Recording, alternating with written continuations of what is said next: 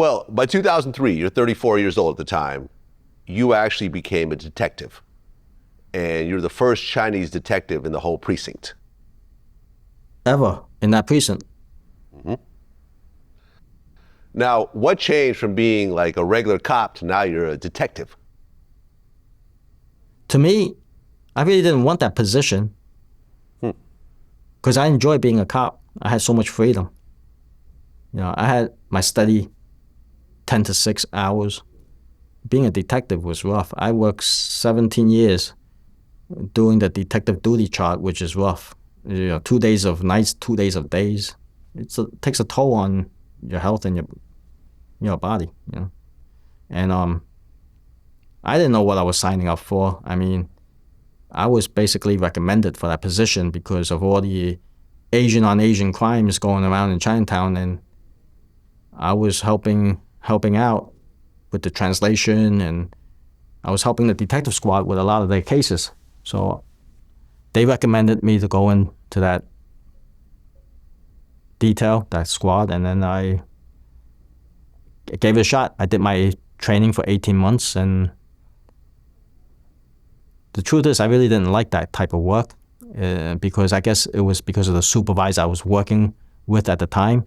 Then eventually we had to sit down, we spoke about it, and then I told him I didn't want the shield. I didn't want that detective shield. Put me back on patrol. And then we had a talk, and then I decided, okay, give it a shot. After like a 45-minute hour conversation that we had, he told me all the good things, the positive things, because like I said, it all depends on the supervisor you work for. And then I wind up taking that position, and then ended up doing detective work for 17 years. Well, there was a situation where you're investigating a prostitution and gambling operation, and the owner tried to bribe you. The owner engaged in idle conversation with me, throughout the time I was working my foot post. And he felt that he got close enough to me to bribe me, I guess.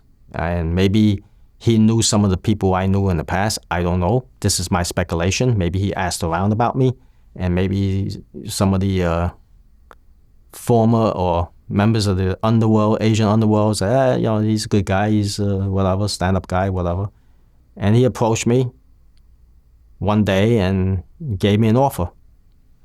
He gave me an offer to give me X amount of money, and I can have any girl I want anytime, whenever I just stroll into the brothel, And as long as, I keep an eye on the place and, tip him off if, anything's going to happen with any police activity.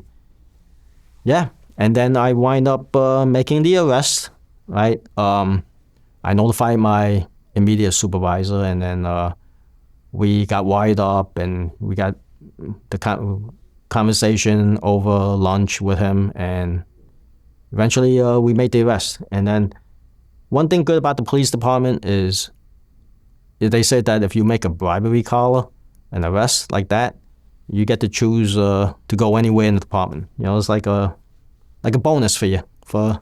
So I didn't believe that. I figured, nah, it's not going to happen. But they actually did reward me and asked me, oh, where do you want to work?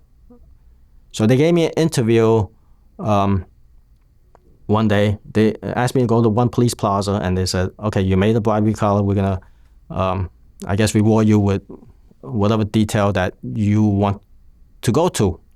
They said they name a couple of places that I can't get into. Like, for example, like Harbor was one of them. Aviation was another, and a couple of others. They said anything else, just name it, and we'll get you an interview.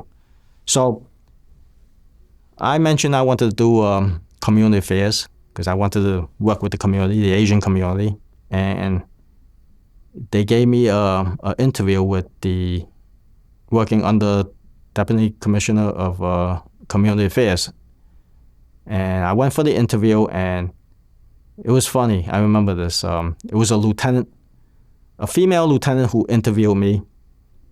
And during the course of the interview for that position, asked me where I lived, and I told her I lived such and such address, and she was surprised, like, wait a minute, you live right across the street from me, a couple of houses down. It was literally on the same block. I go, yeah, and you live here all these years, and I didn't even know you're a cop, like you're a police officer. So that's how low profile I keep. Like there's a lot of cops who live on that block, and they will come and with their sector car, patrol car, visit their family like during a meal or whatever. So everybody knows everybody. Nobody knew I was a cop because I could live there 7, 8, 10 years. My neighbors don't even know. My next door neighbor don't even know I'm a cop. Like, to me, I keep my life very private. Like even with this channel, my YouTube channel, and coming out here with a book, if it wasn't for preserving this piece of history, it's not me. This is not who I am. I don't like to expose myself like that, Like, I'm thinking in my mind, yeah, so, why would I want people to know I'm a police officer? Nothing good can come out of it. I can't see anything good that comes out of it. If I'm in the street and I meet somebody, I don't advertise myself as, hey, yeah, I work for the police department. It's not something I would advertise. To me, it's your job. Like, why would you want to do that? Nothing good can come out of it. Only grief, the way I see it. There's nothing good. So she was surprised. But eventually I wind up turning it down because I really liked what I did as a cop for 9 years, working in Chinatown on my foot post. Eventually I grew to like it. I had so much freedom. I can just go up and down, go from store to store in Chinatown. It was a different job back then. And it was a job where cops wanted to be a cop. They didn't aspire to be a supervisor because it's a lot of freedom and less scrutiny being a cop. When I went in 1995, 1996, there were cops who had 30 years on the job, 35, 40 years on the job as a white shield. And they loved it. They loved the job. Now, they're running out the door at 20 years. They can't wait 20 and out.